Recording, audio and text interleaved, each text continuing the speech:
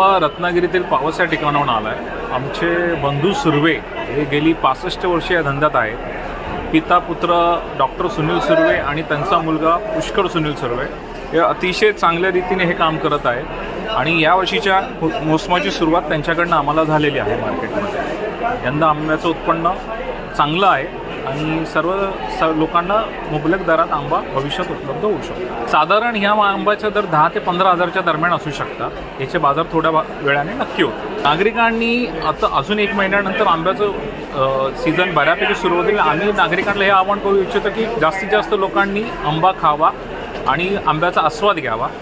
यंदा खवय्यांसाठी खुशखबर आहे, आंबा बऱ्यापैकी उपलब्ध आहे कोकणातला।